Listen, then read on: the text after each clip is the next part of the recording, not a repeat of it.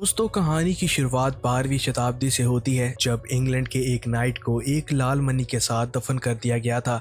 आज के वक्त में लंदन में एक सबवे टनल बनाते वक्त मजदूरों को वो प्राचीन कब्रिस्तान मिलता है। ये बात न्यूज में फैल जाती है और कहा जाता है कि लंदन शहर किसी वक्त एक विशाल कब्रिस्तान हुआ करता था। यहाँ हेनरी नाम का एक आदमी आता है जिसके साथ उसके काफी लोग थे। वो यहाँ के इंचार्ज को एक पेपर देता है और ये जगह खाली करने को कहता है। हेनरी को उस कब्रिस्तान से ज्यादा वहाँ की दीवार पर बने साइंस में दिलचस्पी थी, जो बता रहे थे कि ये मकबरा किसका है और इसमें कौन कौन से राज दफन है। एक ऐसा रहस्य जिसे इतिहास ने मिटा दिया और समय भूल गया। ये सब कड़ियां जुड़ी हैं प्राचीन काल की एक मलिका अहमनत से। अहमनत अपने वक्त की बेरहम, चालाक और खूबसूरत मलिका थी, जो इजिप्ट की गद्दी की इकलौती वारिस थी। अहमनत अपने पिता की इकलौती सुल्तान थी, जब तक कि फिरौन के यहाँ एक बेटा पैदा नहीं हुआ जो अहमनत की जगह राजा बनने वाला था। उस दिन अहमनत को एहसास हुआ कि ताकत कभी मिलती नहीं, उसे छीनना पड़ता है। अहमनत ने बदले की आग में काली ताकतों से मदद लेना चाहिए, लेकिन वो एक समझौता था। अहमनत ने सेट को पुकारा था, यानी मौत का देवता, जिसने उसका साथ भी दिया और अहमनत ने अपने बाप और उसकी पत्नी और उस बच्चे को मार दिया। लेकिन बदले में अहमनत को शैतान को इस दुनिया में लेकर आना था, जिसके लिए उसे अपने चुने हुए की बलि देनी होगी। लेकिन ऐसा हो नहीं पाया और वो समझौता टूट गया। उसके पापों की वजह से अहमनत को जिंदा ही ताबूतों में बंद कर दिया गया और उसके शरीर को मिस्र से दूर एक मकबरे में कैद कर दिया गया। लेकिन अतीत कभी भी दफन नहीं रह सकता। उसके बाद हम मेसोपोटामिया को देखते हैं, जो आज का इराक है।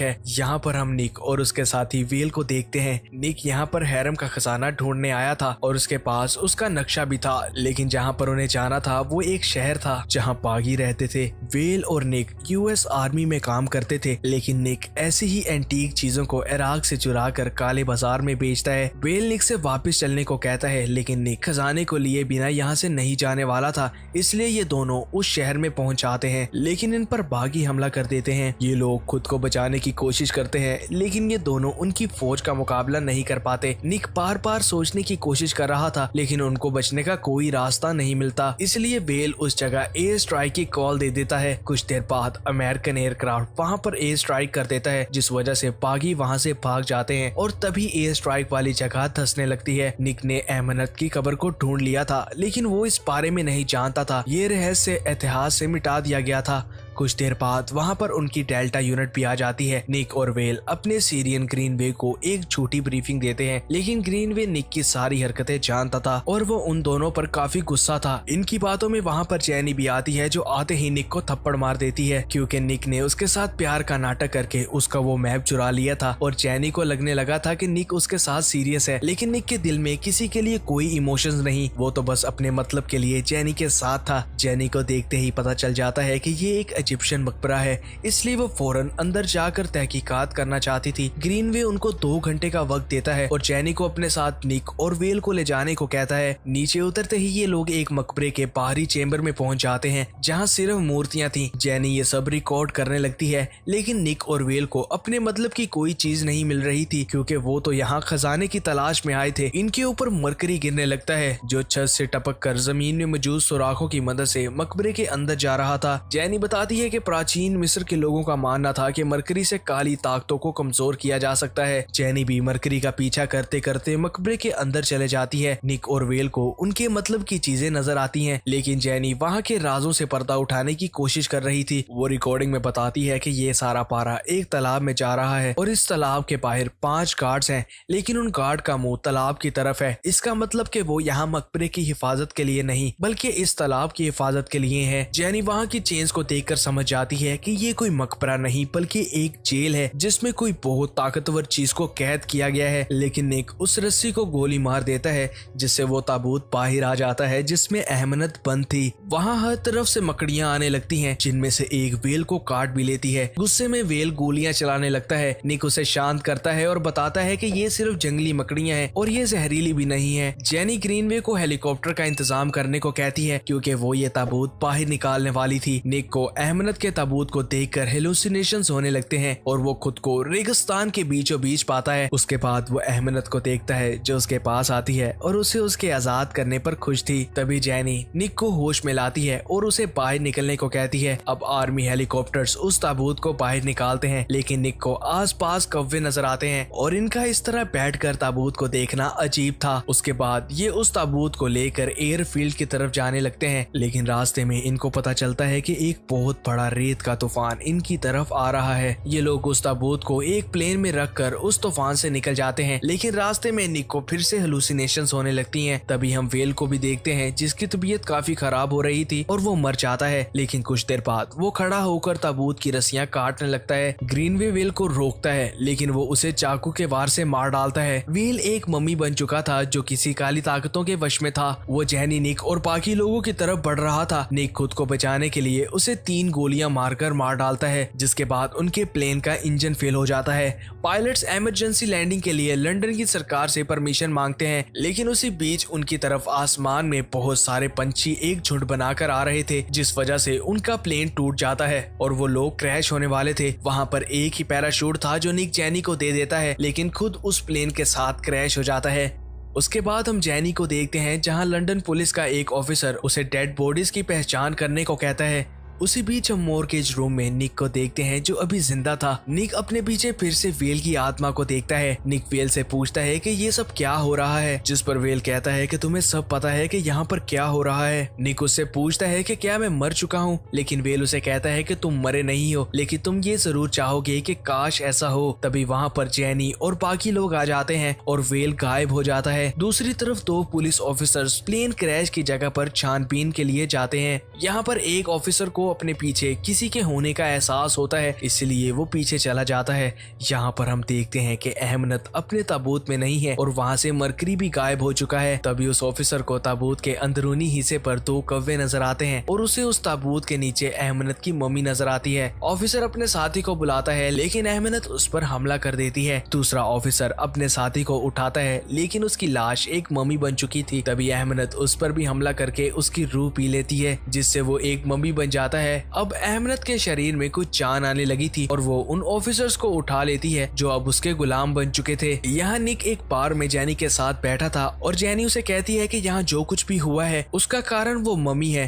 क्योंकि तूफान का आना, फिर वेल का अजीब बर्ताव करना और पंछियों का प्लेन पर अटैक करके क्रैश कर देना, ये सब कोई इत्तेफाक नहीं। और ऊपर से निक का एक प्लेन क्रैश में जिंदा बच जाना, और वो भी बिना किसी खरोच के। लेकिन निक को वहाँ वेल नजर आ रहा था जो उसे बाथरूम में आने को कहता है। निक जैनी को छोड़कर बाथरूम में चला जाता है। जेनिफर हेनरी को कॉल करती है और उसे बताती है कि उसे अब फिक्र होने लगी है। ये सब जो कुछ भी हो रहा है वो बहुत बड़ी मुसीबत है। हेनरी उसे निक को लेकर उसके ऑफिस आने को कहता है। यहाँ निक को बाथरूम के मिरर में वेल की परछाई नजर आती है। वेल निक को बताता है कि निक पर एक शराब है। वेल कहता है कि निक को वैसा ही करना होगा जैसा वो चाहती है, वरना नतीजा और भी बुरा हो सकता है। लेकिन निक को कुछ भी समझ नहीं आ रही थी। वेल उसे कहता है कि तुम सब जानते हो, तुम प्लेन क्रैश में कैसे बच गए। वो निक को कहता है कि तुम सितापाई का मतलब जानते हो। अहमद ने निक के लिए एक प्लान बनाया है जिससे वो कभी भाग नहीं सकता। निक इन बातों से परेशान होकर बाहर आ जाता है, लेकिन वहाँ उस पर काफी सारे चूहे अटैक कर देते हैं और वहाँ पर अहमद भी आ जाती है। लेकिन ये भी निक के हेलुसिनेशन की वजह से हो रहा था। निक एक कार के नीचे आता इससे पहले जैनी उसे बचा लेती है। निक उसे बताता है कि उसने अहमद को देखा और उसे वेल भी मिला जिसने उसे बताया कि निक पर एक शराब है और वो अहमद से बच नहीं सकता। लेकिन जैनी उसे कहती है कि ये सब निक की कल्पना है, ऐसा कुछ भी नहीं है। निक उसे कहता है कि अगर ये कल्पना है तो उसे प्राचीन इजिप्ट के एक वर्ड सितापाई का कैसे पता, जिसका मतलब है चुना हुआ। निक जैनी से उस क्रैश वाली जगह पर जाने को कहता है क्योंकि उसके सारे जवाब उनको वहीं पर मिलने वाले थे। ये दोनों क्रैश की जगह पर आ जाते हैं, लेकिन निक जैनी को लेकर एक पुरानी बिल्डिंग में आ जाता है। जैनी उसे कहती है कि क्रैश की जगह ये नहीं है, हमें दूसरी तरफ जाना होगा। लेकिन निक कहता है कि हम सही जगह पर हैं। जैनी उसकी बात ना मानते हुए दूसरी तरफ चले जाती है, लेकिन निक सही था, एमिनेट वहीं पर थी। निक को एमिनेट चर्च में नजर आती है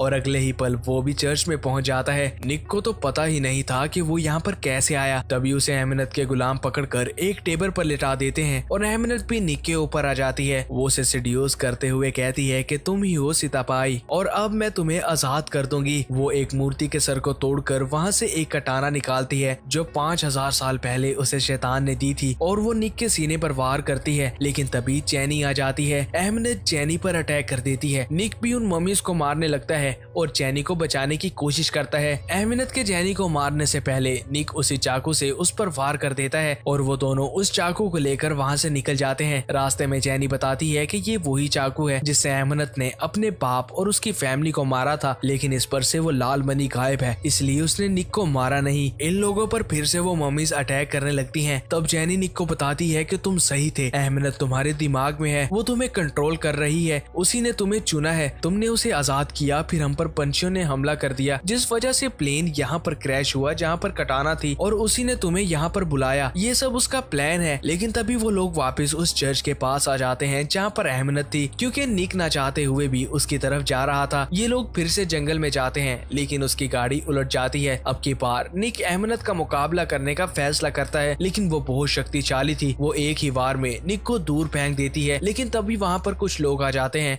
जो अहमनत को पकड़ लेते हैं और निक को भी बेहोश करके अपने साथ ले जाते हैं। निक को जब होश आती है तो वो हेनरी के ऑफिस में था। यहाँ पर दुनिया के हर राक्षस की कोई ना कोई निशानी थी। हेनरी और उसका ग्रुप ऐसी ही काली ताकतों को मारते थे। हेनरी निक को बताता है कि अहमनत ने तुम्हें चुन लिया है और तुम्हारी बलि देकर वो शैतान को दुनिया में लाना चाहती है। उसने अपनी जिंदगी में बहुत सी काली ताकतों का सामना किया है, लेकिन ये सबसे प्राचीन है। हेनरी में भी किसी तरह का शैतान छुपा था जिसे वो इंजेक्शन लगाकर कंट्रोल में कर लेता है। उसके बाद वो निक को अहमनत के पास लेकर जाता है जहाँ पर उसे बांध कर रखा गया था। तब निक को पता चलता है कि चैनी भी हेनरी के लिए काम करती है। हेनरी बताता है कि वो अहमनत के शरीर में मरकरी इंजेक्ट कर रहा है जिससे उसकी ताकत कम हो जाएगी और वो लोग उसे फ्रीज करके काट देंगे और इस शराब का कोई तोड़ ढूंढेंगे। अहमनत निक से कहती है कि तुम अपनी तकदीर बदल नहीं सकते, तुम्हारे शराब को कोई नहीं तोड़ सकता। वो बताती है कि उसके चुने हुए का कत्ल कर दिया गया था और अब निक उसकी जगह लेगा। निक पूछता है कि अगर उसने उससे पहले किसी को चुना था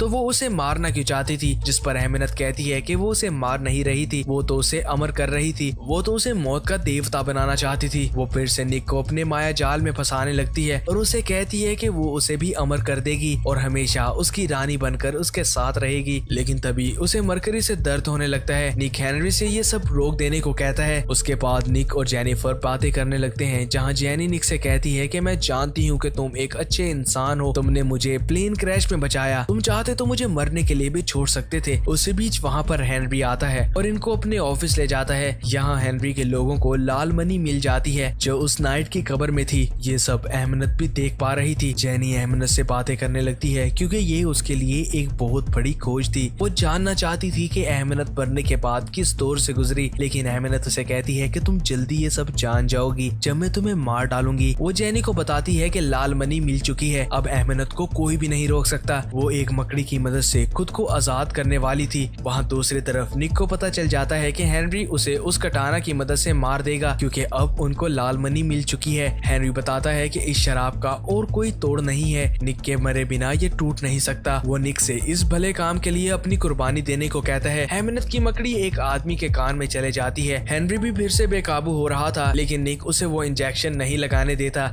जिस पर हेनरी का आदमी उसको वहाँ से भाग जाने को कहता है। जेनी तो निकल जाती है लेकिन निक वहाँ पर फंस जाता है जहाँ हेनरी का शैतान बाहर आ जाता है और निक को मारने लगता है। अहमनत भी अब आजाद हो जाती है। निक हेनरी को किसी तरह वो इंजेक्शन लगाकर शांत करता है और तभी जेनी आती है और उसे बताती है कि उनको वो मनी तोड़नी होगी क्योंकि अगर मनी टूट गई तो ये रस्म हो ही नहीं पाएगी और ये शराब टूट जाएगा। इसलिए ये लोग उस मनी को लेने के लिए भागते हैं। अहमनत अब पूरी तरह आजाद थी और वो पहले से कई ज्यादा शक्तिशाली हो चुकी थी। वो काली ताकतों को निक को पकड़ने को कहती है और अपनी शक्ति का पूरा इस्तेमाल करती है। अब की बार अहमनत पूरे लंदन शहर को अपनी लपेट में ले लेती है और निक का पीछा एक तूफान करने लगता है। हेनरी के लोग भी नाइट के मकबरे को बंद कर देते हैं क्योंकि अहमनत अब वहां जाने वाली थी। इस तूफान में निक को फिर से वेल नजर आता है जो उसे अपने साथ चलने को कहता है क्योंकि वो जानता है कि मनी कहाँ पर है। वो निक को लेकर उसे सबवे में आ जाता है जहाँ वो उसे बताता है कि मेरा काम पूरा होने वाला है, मैं तुम्हें अहमनत के हवाले कर दूंगा और फिर मैं आजाद हो जाऊंगा। तभी निक को जेनी की आवाज आती है जो उसके पीछे आ रही थी, लेकिन निक की तरफ मम्मीज की सेना बढ़ने लगती है। अहमनत उस मकबरे के बाहर आ जाती है और कब्र में सो रहे लोगों को जगा देती है, जो बाहर आते ही लोगों पर हमला कर देते हैं। जैनी पर भी एक मम्मी अटैक करने वाली थी, लेकिन निक उसे बचा लेता है और वो दोनों वहाँ से भागते हैं। अहमनत उस मकबरे के अंदर जाती है और उसे वो लाल मनी मिल जाती है और वो उससे अपनी कटाना पर लगा लेती है। निक और जैनी इस सबवे से निकलने का रास्ता ढूंढ रहे थे,